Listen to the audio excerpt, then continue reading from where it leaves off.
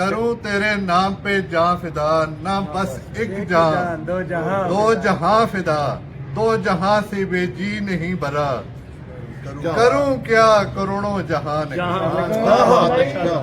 बहुत बहुत मुबारक हो जी। तमाम आशिकाने रसूल को बहुत बहुत मुबारक हो। मिर्जा गुस्ताख मिर्जा कज़ाब की जमानत खारिज हो चुकी है। छोटा मिर्जा आज सुबह 7 बजे से ये हम सब लोग यहाँ पे पहरादारी कर रहे हैं। हमने अल्हम्दुलिल्लाह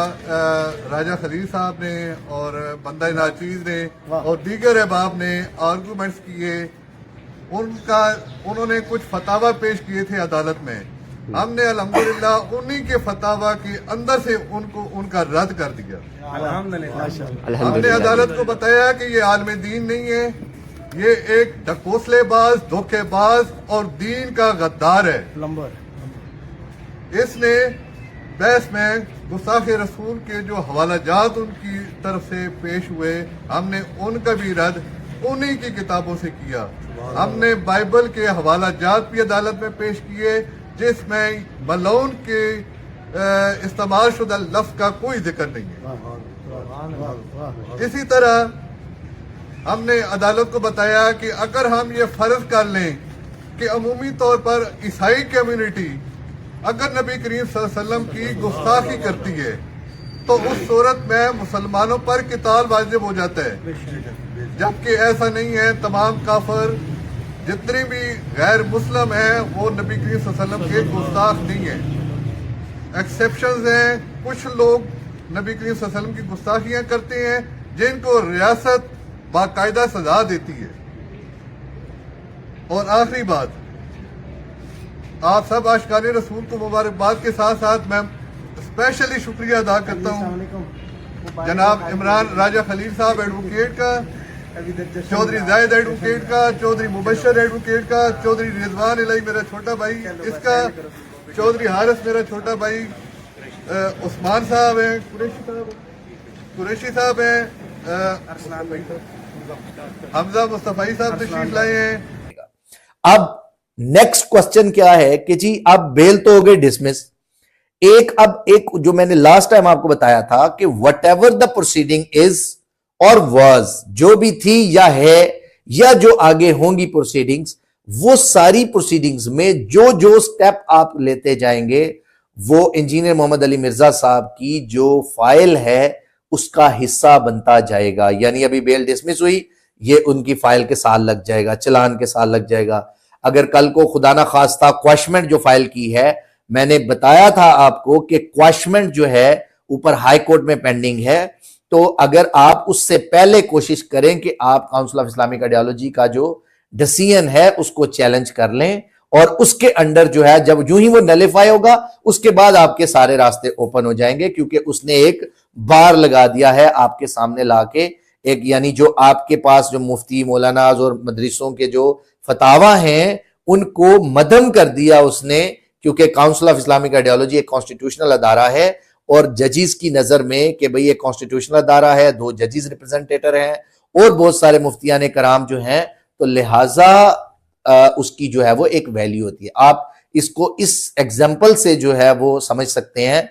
कि जब ईद का चांद नजर आता है, बाहर के जितने मर्जी मौलवी मुफ्ती शाहते देते रहे, उनकी वैल्यू एक तरफ, लेकिन जो उनका एक स्पेशल अदारा बनाया गया है, रवैयत हलाल कमेटी जो बनाई गई है, वो कमेटी जब तक उस पर डिसीजन नहीं देती तब तक आपके यहां ईद अनाउंस ही नहीं होती। तो आप इसकी इंपॉर्टेंस इस तरह से लगा लें कि कोई भी अदारा अगर गलत डिसीजन भी दे रहा है, लेकिन अगर आपने उसको चैलेंज नहीं किया, आपने उसको नलिफाई नहीं कराया, तो वो उसकी वैलिडिटी बरकरार रहती है। तो इसलिए आपको मैंने पहले भी मशवरा दिया था कि ये बड़ा एक इररिस्पॉन्सिबल डिसीजन था बाय द लीगल टीम कि उन्होंने फौरी तौर पे जाके जो है वो बेल डाल दी, डिस्पाइट द फैक्ट दैट कि ऊपर काउंसिल ऑफ इस्लामिक आइडियोलॉजी का डिसीजन जो है वो पेंडिंग है, अभी उसको चैलेंज नहीं किया गया, और उधर वो उन्होंने क्वैशमेंट डाल दी। अब नेक्स्ट क्वेश्चन की तरफ आते हैं कि what would be the next remedy for engineer Mohammad Ali Mirza साहब।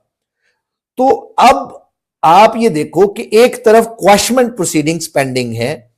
दूसरी तरफ काउंसिल ऑफ इस्लामिक आइडियोलॉजी का डिसीजन एग्जिस्ट कर रहा है और अभी चलान यानी इन्वेस्टिगेशन अभी पेंडिंग है, इन्वेस्टिगेशन कंप्लीट नहीं हुई। तो अभी इस वक्त पे इस बेल के डिसमिसल के बाद अगर आप हाई कोर्ट में बेल फाइल करते हैं तो मेरे नजदीक ये बहुत ही इररिस्पॉन्सिबल और बहुत ही मिस कैलकुलेशन होगी लीगल टीम की तरफ से कि अगर उन्होंने हाई कोर्ट में जाके ये फाइल की, क्योंकि उसी हाई कोर्ट में क्वाशमेंट पेंडिंग है, उसी हाई कोर्ट में आप बेल के लिए चले जाएं तो वो एक बड़ी जो है वो अजीब सी बात बन जाएगी। तो इसलिए मेरे नजदीक अभी जो है वो इसको फर्दर इनको नहीं जाना चाहिए जब तक के काउंसिल ऑफ इस्लामिक आइडियोलॉजी का डिसीजन जो है वो ये चैलेंज नहीं कर लेते और उसको नलिफाई नहीं करा लेते। अब जो भी एविडेंस हैं, जो भी डॉक्यूमेंट्स हैं, जो भी इनके पास फतावाजात हैं, अवेलेबल होना और जज साहब को प्रेजेंट करके कन्विंस करना दो अलग अलग बातें हैं। यानी बहुत सारे केसेस में मैंने देखा है कि लॉयर्स के पास बेहतरीन एविडेंस होते हैं, बेहतरीन डॉक्यूमेंट्स होते हैं, उनके पास डाटा बेहतरीन होता है, उनके क्लाइंट्स अपर हैंड पे होते हैं, लेकिन लॉयर क्योंकि अगर वेल प्रिपेयर्ड ना होके जाएं कोर्ट में और वो वेल इक्विप होके ना जाएं और फाइल उन्होंने ना पढ़ी हो और प्रॉपर तरीके से जो है वो विद प्रेसिडेंट्स, जजमेंट्स और पूरी प्रिपरेशन के साथ ना जाएं तो देन उससे होता क्या है कि वो केस लूज कर जाते हैं। ऑन दी अदर हैंड मैंने ऐसे लोग देखे हैं कि जिनके केस में वीकनेसेस होती हैं, लेकुनाज होते हैं, कमियां होती हैं और वो उनके लॉयर जो हैं वो वेल इक्विप और वेल प्रिपेयर होके जाते हैं और फिर वो क्या होता है कि वो क्योंकि फाइल पढ़ के आए होते हैं, उन्हें पता होता है कि कौन से पॉइंट्स हमारे जो है वो फेवर में हैं और वो अपने केस को दूसरे के ऊपर डोमिनेट करके विन कर जाते हैं और इसके अकॉर्डिंगली जो है वो अपना रिलीफ ले जाते हैं। तो अब लॉयर के लिए इट्स वेरी इंपॉर्टेंट कि वो किसी भी रेमेडी को अप्लाई करने से पहले ये सोच ले कि किस रेमेडी का इफेक्ट जो है पॉजिटिव होगा और किस रेमेडी में जो है वो मैं कब जो है वो चीजों को कवर कर सकता हूं। ये एक जनरल बात, I am not criticising anybody, मैं सिर्फ आपको जनरल पब्लिक को, हर इंसान की लाइफ में कहीं ना कहीं फैमिली में, कहीं रिलेटिव्स में, कहीं ना कहीं लिटिगेशंस, केसेस और कुछ ना कुछ जो है वो मामला चल रहे होते हैं। तो मेरा ये जनरल पब्लिक को बताने का मकसद ये है 90% जो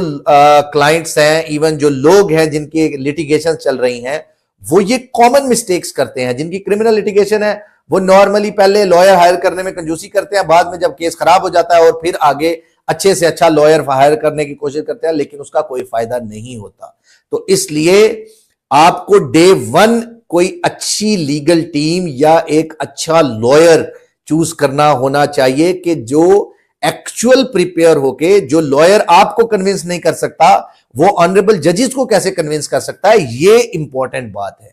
तो अभी हम नेक्स्ट उसके ऊपर जाते हैं कि इंजीनियर मोहम्मद अली मिर्जा साहब के पास नेक्स्ट रेमेडीज क्या है। नेक्स्ट रेमेडी ये है स्टेप बाय स्टेप।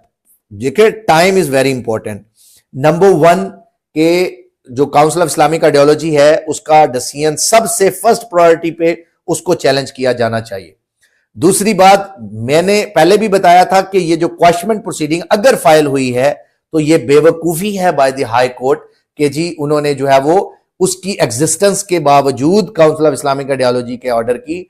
उसमें जो है वो अगर वो क्वेश्चन प्रोसीडिंग में चले जाते हैं या चले जा चुके हैं, कुछ वीडियोस मेरी नजर से गुजरी हैं और जो स्पोक्स पर्सन है, क्या नाम है उनका, अपना अरशद साहब, सरदार शाह साहब जो है, उन्होंने जो है वो इसके ऊपर जो है वो न्यूज ब्रेक की थी कि क्वेश्चन प्रोसीडिंग जो है वो फाइल हो चुकी है before the honourable high court. तो वो भी हम आपको इंशाल्लाह नेक्स्ट जो है वो अपडेट देंगे क्रॉस चेक करके। जब तक मैं डॉक्यूमेंट्स और मामलात को नहीं देख लेता तब तक मैं उसके ऊपर वीडियो नहीं बनाता। फिर उसके बाद अब नेक्स्ट क्वेश्चन है कि जी whether it can affect the question proceeding. Definitely ये जो बेल डिसमिसल है इसकी अटेस्टेड कॉपीज को लेके, इसके ग्राउंड्स को लेके अब वो अपोनेंट पार्टी क्वेश्चन में जो है वो इनको टफ टाइम देगी और इसी के साथ साथ जो काउंसिल ऑफ इस्लामिक आइडियोलॉजी का जो फतवा है वो सारे भी इनके साथ जो है फेवर करेंगे इनको क्वेश्चन प्रोसीडिंग में, क्योंकि जो इंजीनियर मोहम्मद अली मिर्जा साहब के against council of Islamic ideology का जो डिसीजन है वो इंटैक्ट है। अभी तक जो है उसकी वैलिडिटी को चैलेंज नहीं किया गया। उसको लीगल नोटिस भेजना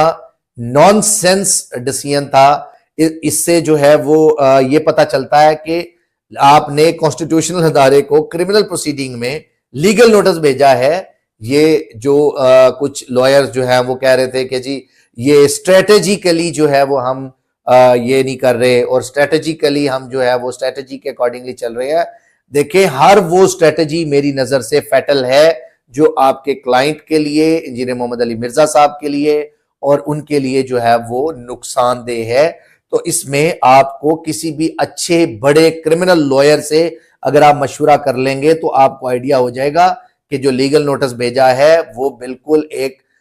मतलब इररिस्पॉन्सिबल बिहेवियर था और उसमें लैक ऑफ नॉलेज की बात है। और legal notice normally civil case में या रिकवरी के मैटर्स में जो है वो दिया जाता है, अदरवाइज क्रिमिनल प्रोसीडिंग में लीगल नोटिस की ना रिक्वायरमेंट है और ना ही जो है वो आप दे सकते हैं। Legally you can not proceed through legal notice, आप डायरेक्ट हाई कोर्ट में रिट फाइल कर सकते हैं। तो लिहाजा उसका चैलेंज किया जाना जरूरी है।